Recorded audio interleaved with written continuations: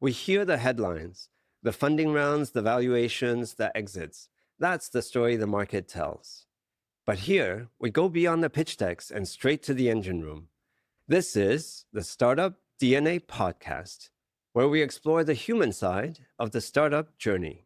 We have this founder myth of it's the lone founder going out, climbing the hill and succeeding over, all costs. And I just think that's a stupid narrative. I don't think that's reality. A quote that I saw from Eric Schmidt about how he thought Taiwanese software sucks. I'd like to shut him up.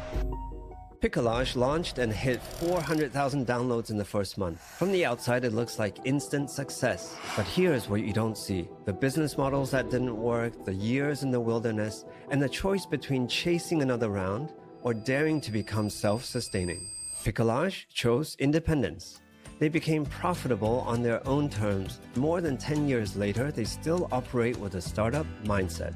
40% of their team is dedicated to what's next. New products, new platforms, and navigating the shift from mobile to AI. Today, Piccolage has more than 300 million downloads, staying creative while keeping design simple and accessible, building products that help you celebrate life's best moments. That's the Piccolage Company. Learn more at piccolage.com, piccollage.com. We sit down to chat with Mark Birch about unleashing the power of communities, taking selfies, and Taiwan's startup culture. For those who don't know, who is Mark Birch? He is the founder and CEO of TribeROI. Mark, welcome. It's a pleasure to finally have you here in our studio. Thanks, Tony. Glad to be here. So you're like a 5-time world champion in moderating panels.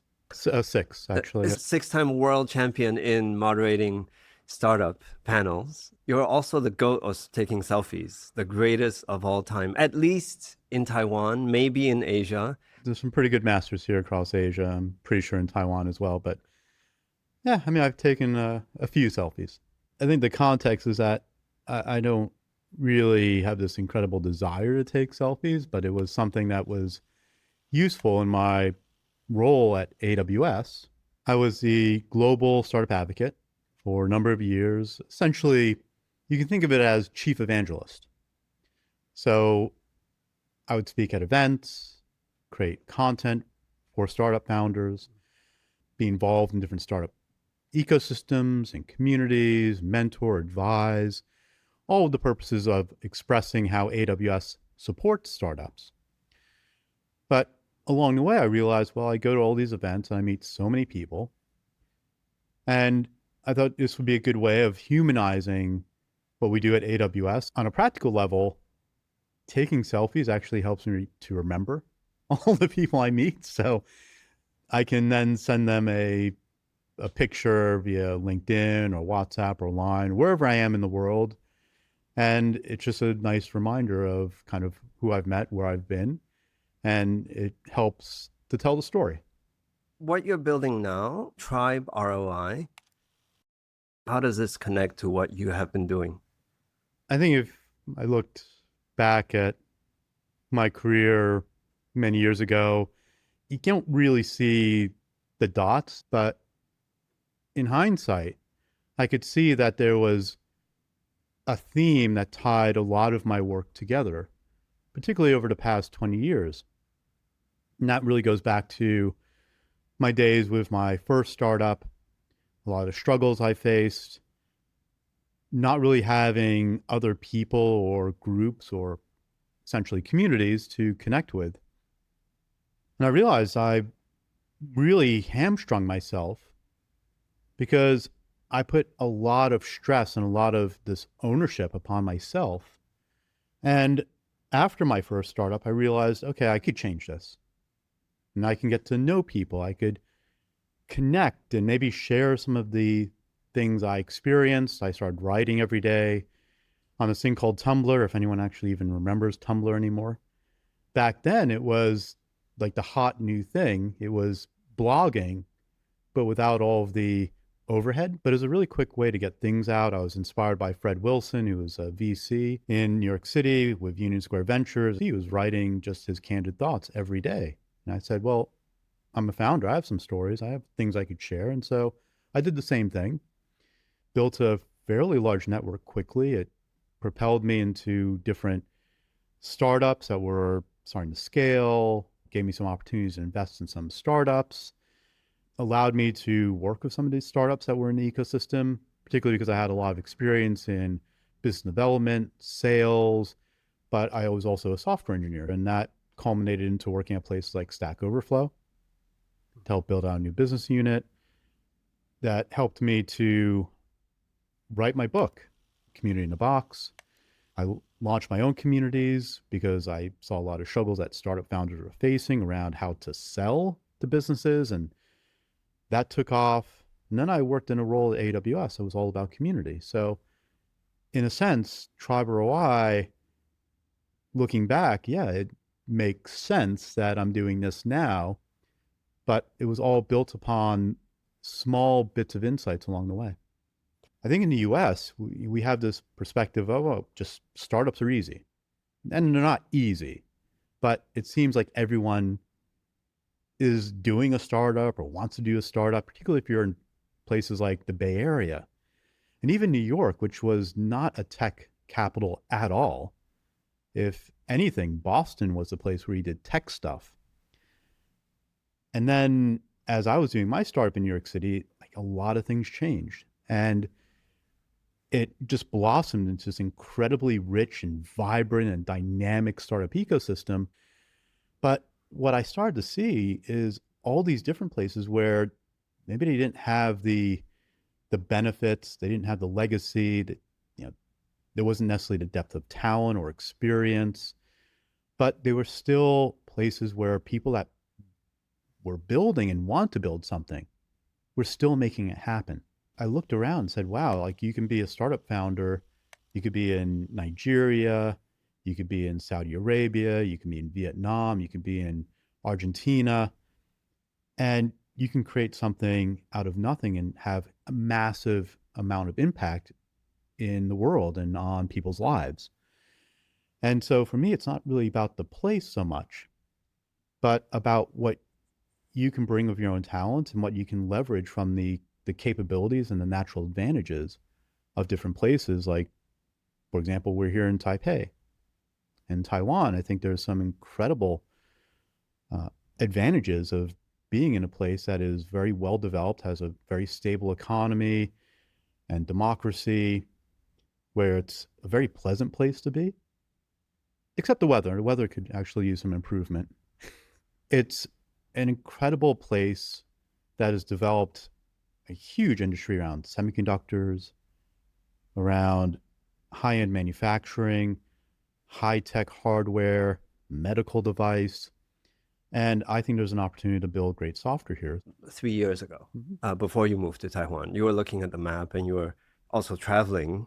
You had visited Taiwan a couple times before you moved here? Yeah, I had visited because, again, of AWS, and the team really admired my work. And so they invited me to speak at places like Meet Taipei, at their summits. So I got some exposure to Taiwan, and then I joined this entrepreneur investor tour, really interesting community called 42 Geeks, where I learned about things like the Taiwan Gold Card, which is an incredible visa program that allows you to live and work in Taiwan for at least 3 years. And you can extend it and then turn that into a permanent resident card, which is just a really great pathway. But why Taiwan specifically? Especially since I don't like boba tea. Like, don't attack me, please. Oh, that's it, Mark. That's it, Mark. They made me. They actually made me revoke my gold card now. That's where we cut the filming here. But I love the food, so there is that. The gold card, one, is a really incredible program, and I think Taiwan was very much on the forefront of putting together a very thoughtful program to bring in foreign talent into the country. But that really wasn't it. I mean, that made it much easier to decide to come here, because I could have just stayed in New York.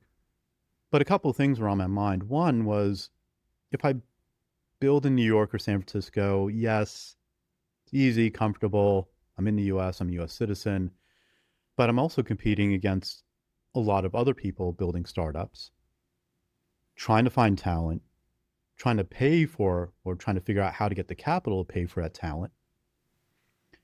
And being in Taiwan at least mitigates some of those concerns because I could extend my run rate. I'm not in this maddening competition for talent. You're talking about costs for talent? Yeah, cost for Yeah. talent, but also just availability of talent. Oh. Some incredible universities here. I was actually teaching an entrepreneur course at one of the schools, NCCU. So there's a real deep bench of technical talent here, through the schooling system and the university system. And being here on those times when I was visiting and talking to startup founders and getting a sense of what the ecosystem was like here, I felt that there's a real opportunity to bring some of the experiences and knowledge and practices of how we build software in the US to do something unique here, which is to build a much more vibrant, innovative software industry. Some have been very publicly dismissive of what software is or what it's like here in Taiwan. I think that can definitely change. And you're starting to see small pockets of that happening in Taiwan already with entrepreneurs that either have come from the US or had that experience in the US and bringing that experience here and building venture studios, building startups here. And people like myself who don't necessarily have ties to Taiwan per se, but see that there is an incredible opportunity to build a global AI startup here in Taiwan, to build an ecosystem, to build a community, and inspire a new generation of technologists here in Taiwan to also build startups here and to build great global focused startups here. With all the things that you have done and experienced, TribeROI, why dedicate, I would imagine it's 100 or 110% of your energy is now focused on this one thing. Mm-hmm. How does it relate to the community that you have experienced and built over the years? What we're trying to do with TribeROI is provide something to organizations, companies, government agencies, something that they've not had access to so far when it comes to communities that they are involved with, that they invest in, sponsor, or that they create themselves. And that's a way to understand what is the actual value of the impact those communities bring to those organizations.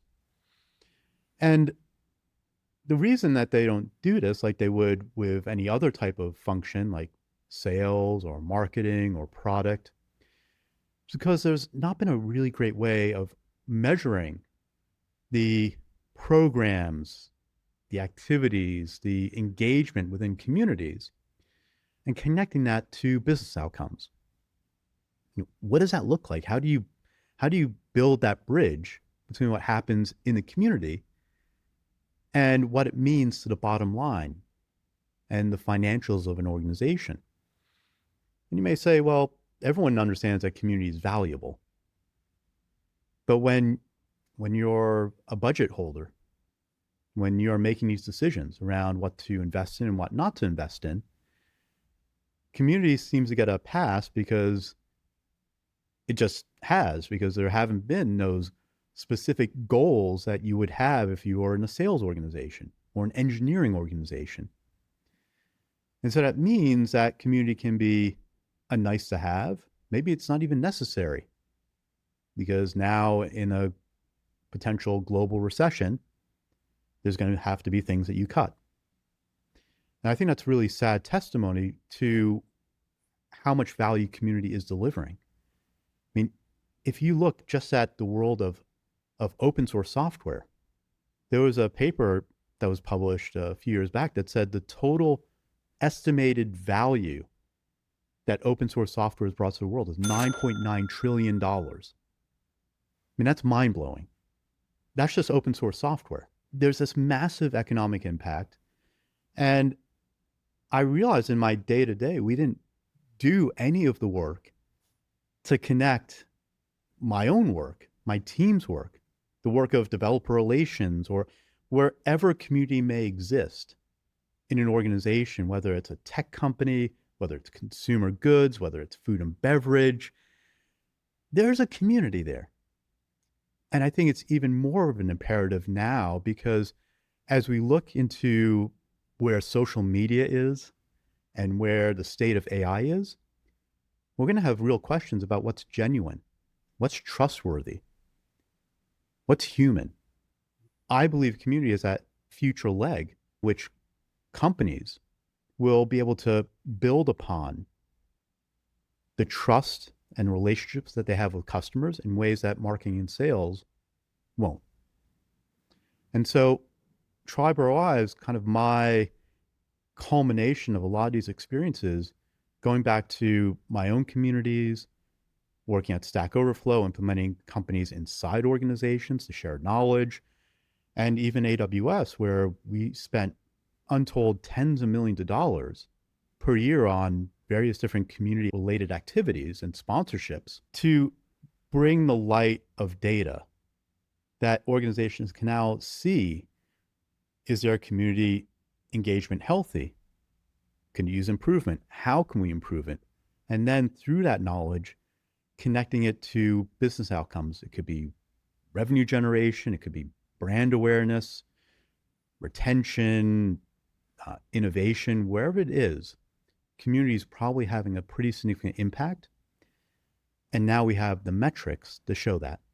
Tapping into that value, is it tapping into the data that communities represent? And how do you validate that? Is that a question that your clients are asking? This is not an easy problem to solve. Honestly, I think that's why a lot of companies never even bothered to go down the route of figuring out how to measure all this community activation and to understand what the return on that investment is. But the good thing about AI is that it helps us to sweep away a lot of the undifferentiated work of having to try and figure this out.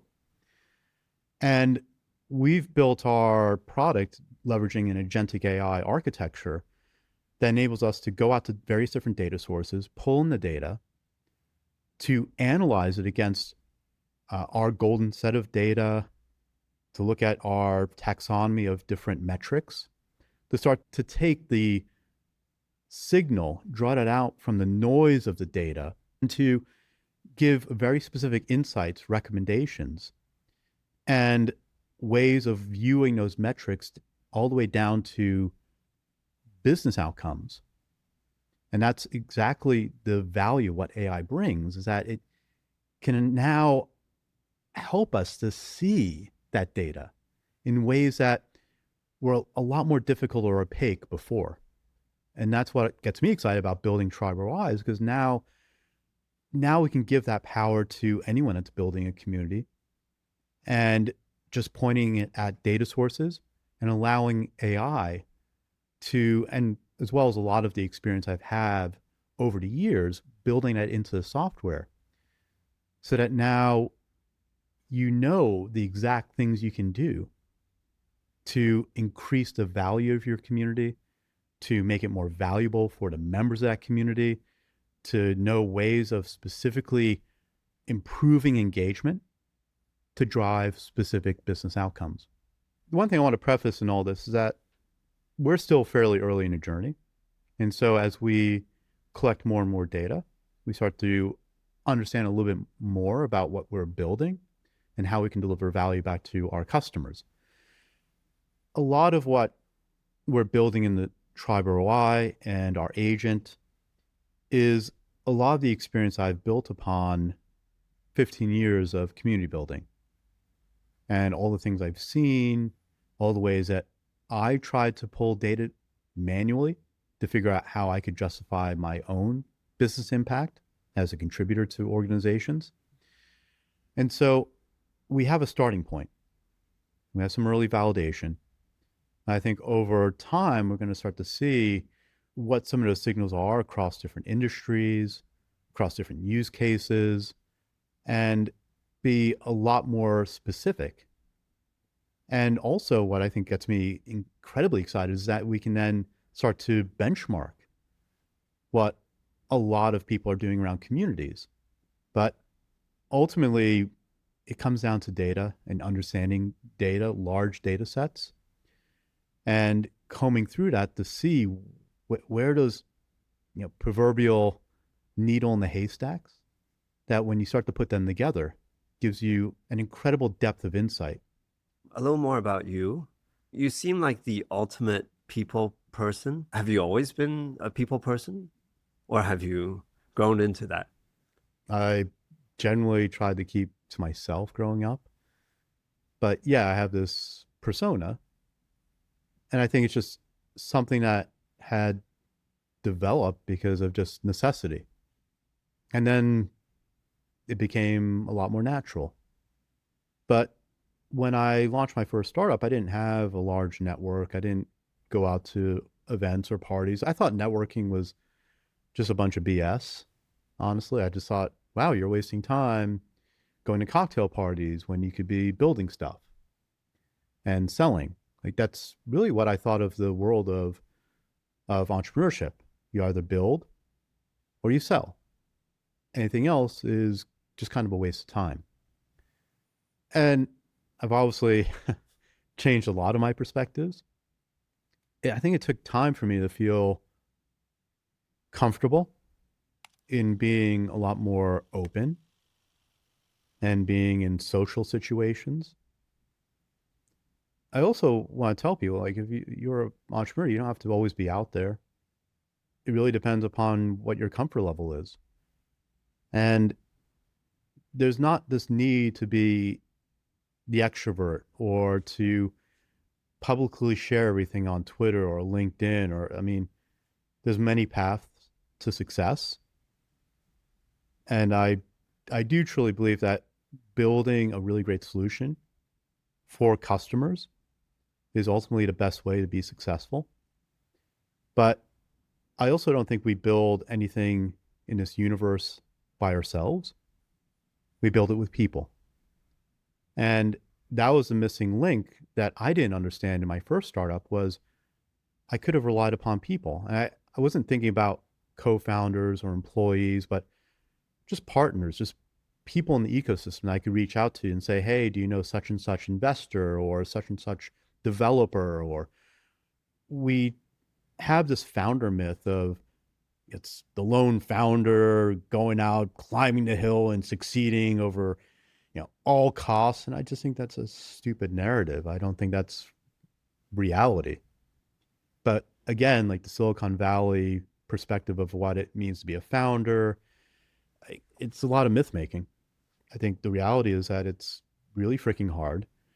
A lot of people just quit because there's very few things in this life that are as hard as starting something from the ground up and keeping at it when you get punched in the face all the time. Or even worse, you just get ignored. Like, that's actually, I think, the reality of most startups. Like, you become invisible. And if there's one thing I would tell the people out there, like, if you have a friend or somebody you know in your family that's doing a startup, do them a solid, do them a kindness, and just like their LinkedIn post or buy their product, or just be a human being and support the people that are in your network that are doing this really hard thing. For me, it took me a while to feel like I could be out there in the world and share things.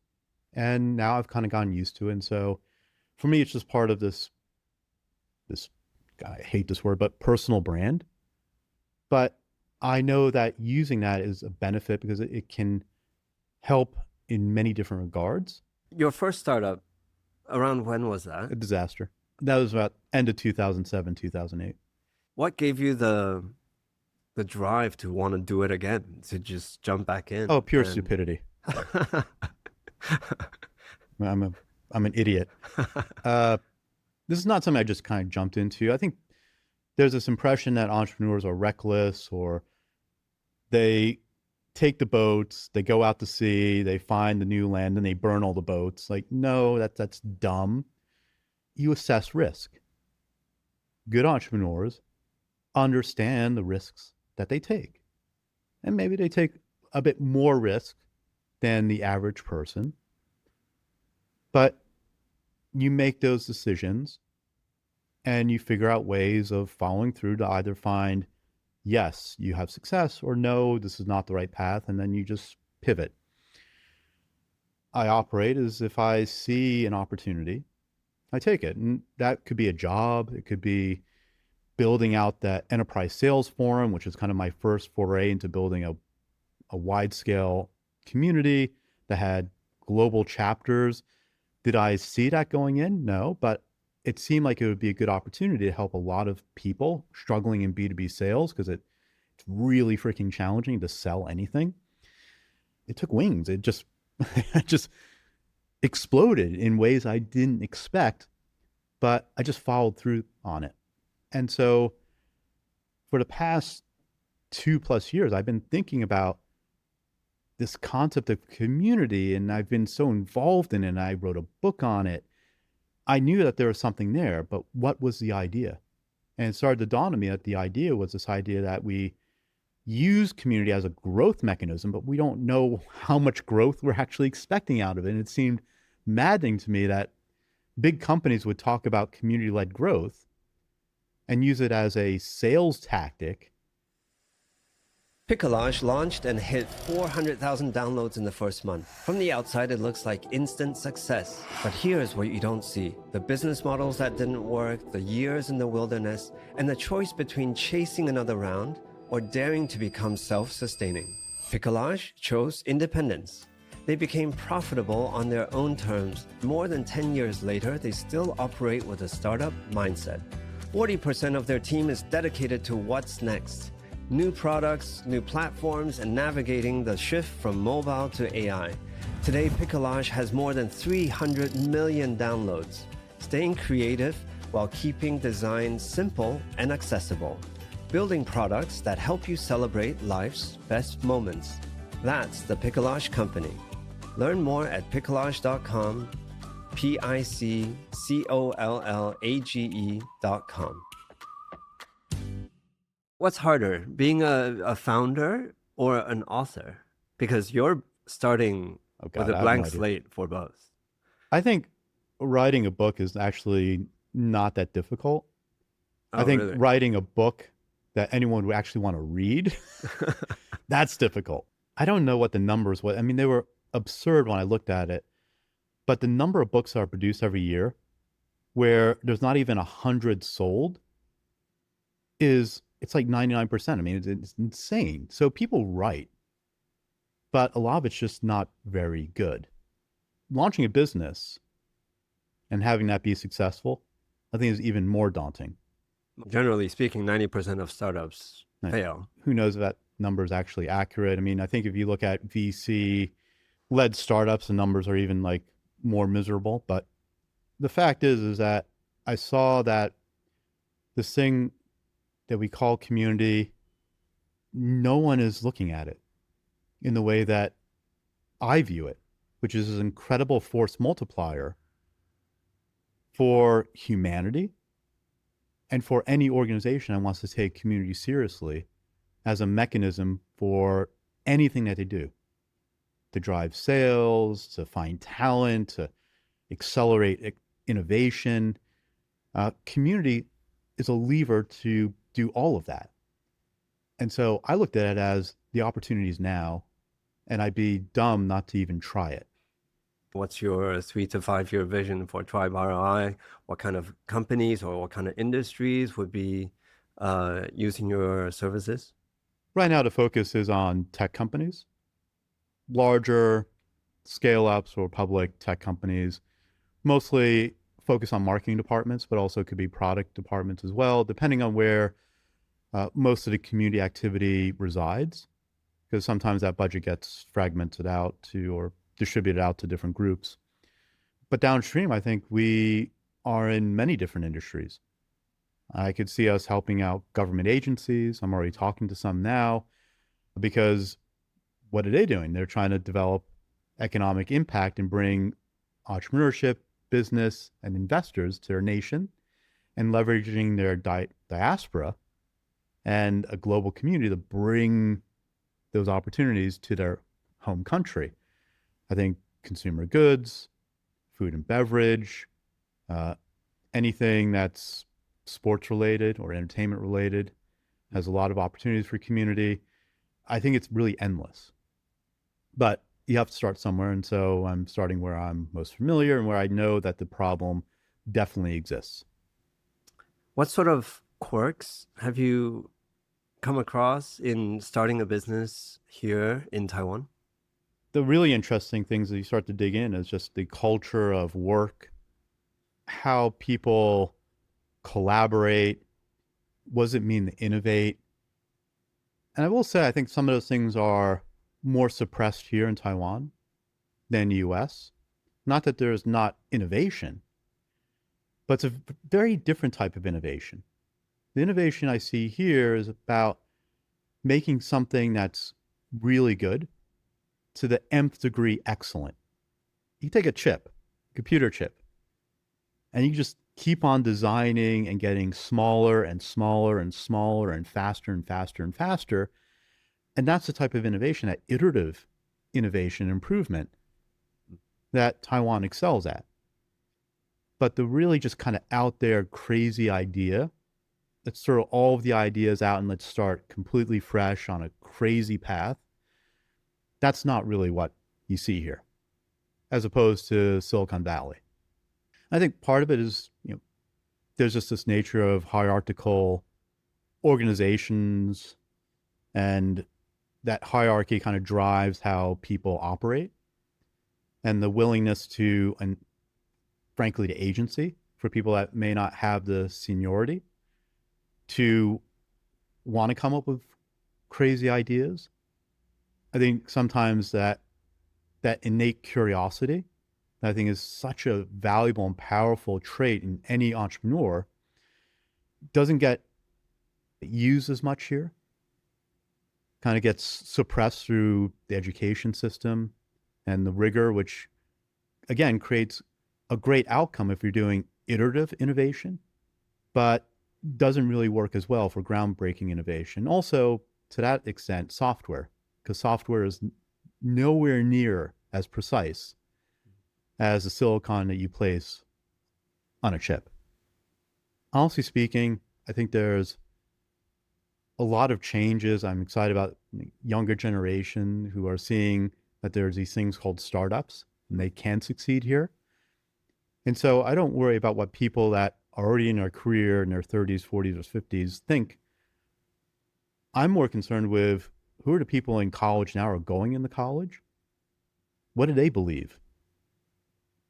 And can I be part of that journey to help inspire them to think crazy? You're now a mentor for a group of Taiwanese startups. What's it like being both founder and mentor to other startups? It's interesting to spend some time outside of what you're doing to see how other startups are operating and some of the things that they are challenged with. I think it's really great that Taiwan is spending a lot of time and a lot of resources to prepare Taiwanese startups to be successful outside Taiwan. And if I'm being honest, I think that's the future. If you're a software company and you're here in Taiwan and you're trying to sell in Taiwan, I don't think that really bodes well for your level of success. I think the market is not Taiwan. Much like if you're an entrepreneur in Israel, no one in Israel is thinking, I'm going to sell to like Bank Leumi and or like whatever like agriculture company in Tel Aviv. Like they're not thinking that. The Israeli startup founders are thinking, I'm selling into the US. I'm selling into Europe. That's my market. That drive doesn't really, it's starting to take shape. But I think for a while, it's been really hard for Taiwanese startup founders to make that leap. It's much easier to say, I'm going to just stay here in Taiwan or go maybe to Japan which is a little bit, culturally closer. It doesn't feel as kind of scary or daunting. But to go to the US, that's kind of a leap for a lot of founders here, especially if you've not had experience in the US, either in startups and big companies, maybe just going to college there. But it's starting to change. And I'm glad that Taiwan is actually investing in the startup ecosystem here to help prepare them to think about how to market, how to sell, how to find their roots and their way in places like the US, which can be crazy difficult to navigate if you've never been there. New York seems to embody that entrepreneurial spirit. You make it here and you make it anywhere. It's Frank Sinatra, my personal favorite. I don't know about you. Jay-Z. Jay-Z, the modern reincarnation of Frank Sinatra. So if we were to look through that lens, that New York entrepreneurial lens, how do you see that in Asia, in Taiwan? I mean, there's a ton of entrepreneurship here in Taiwan. That's what gets me sometimes. There's massive companies in Taiwan that I don't even think Taiwanese appreciate or know. Like the Winstrons, Lydons, Pegatrons of the world. That's just the tip of the iceberg. And these are massive billion-dollar global companies. Entrepreneurship is alive and well in Taiwan, in Asia. So I don't think Taiwan gets anywhere near enough credit for their impact in the world. And I don't think Taiwanese necessarily appreciate it because there's this weird thing which happens here that no one wants to necessarily brag, or just not even brag, but just have pride in how great of an economic miracle this country is. Like in Singapore, people are very proud of their nation, proud that they rose from the dregs of being thrown out of Malaysia and having no real future, and then just rising up from that to become an economic powerhouse across Asia.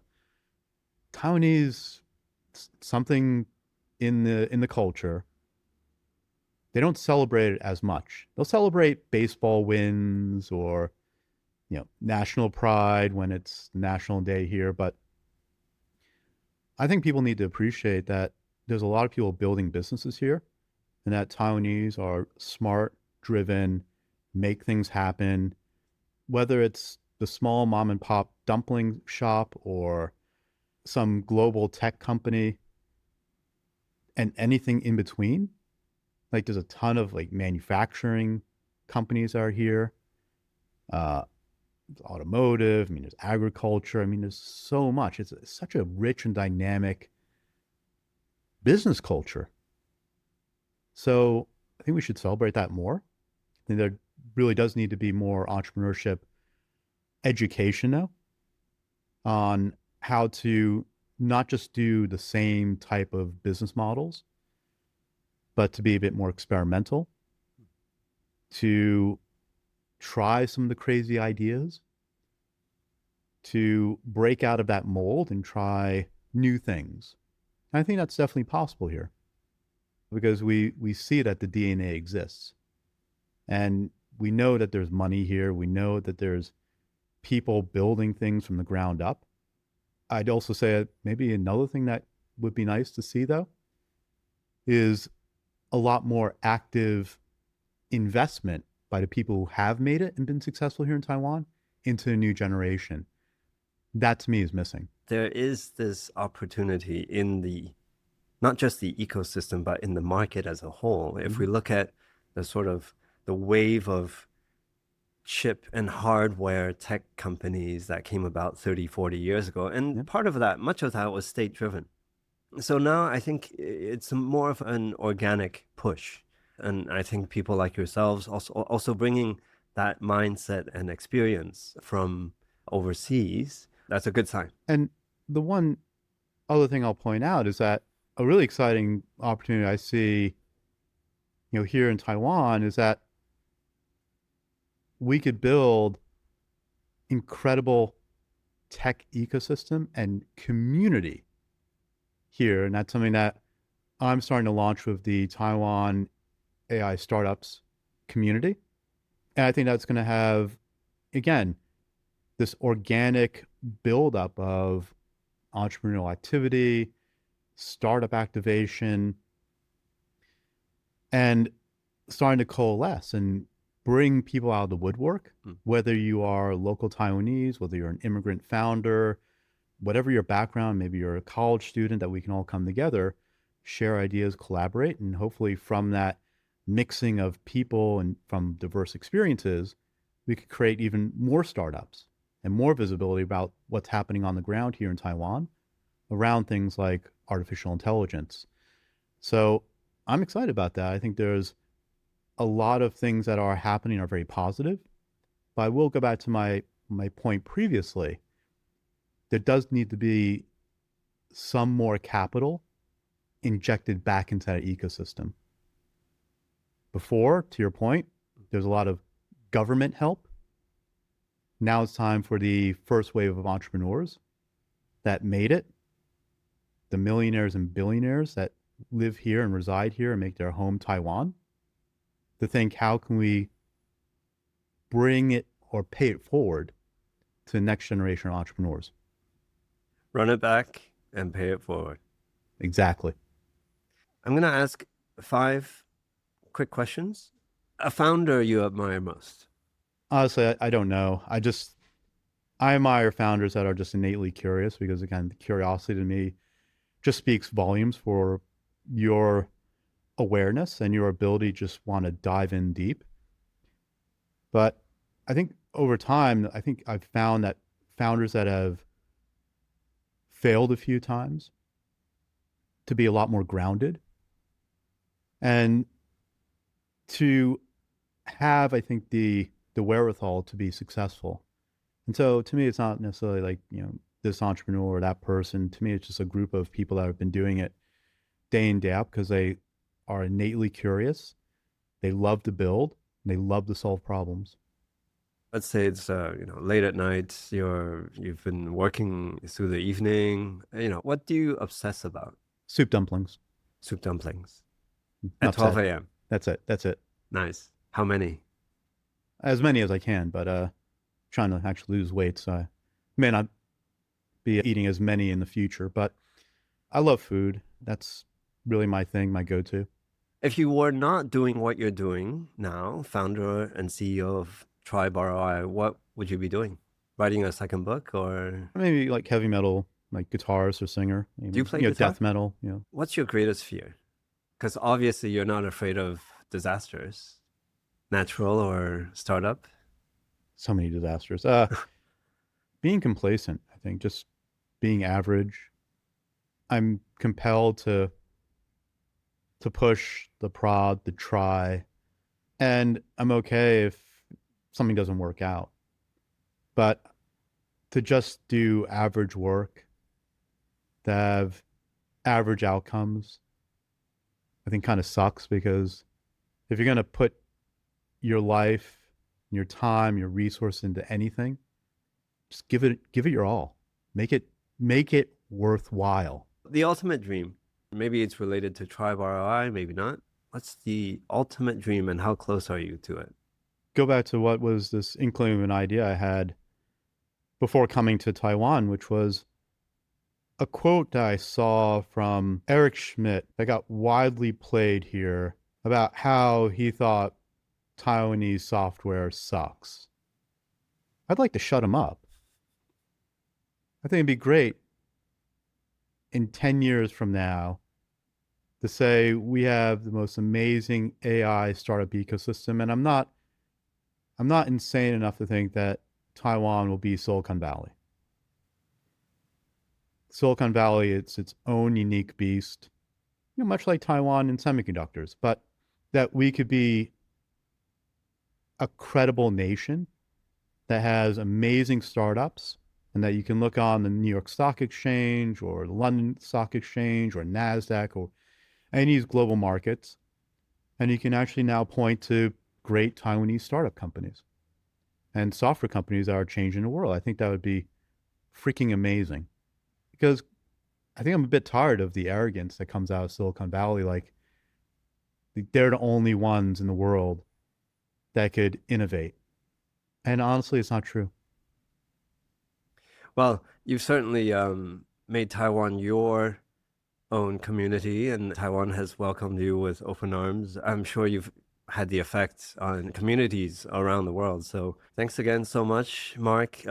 Finally, to get you in a chair for several minutes. So thanks for No, joining us. it's been awesome, Tony. Awesome. Really appreciate it.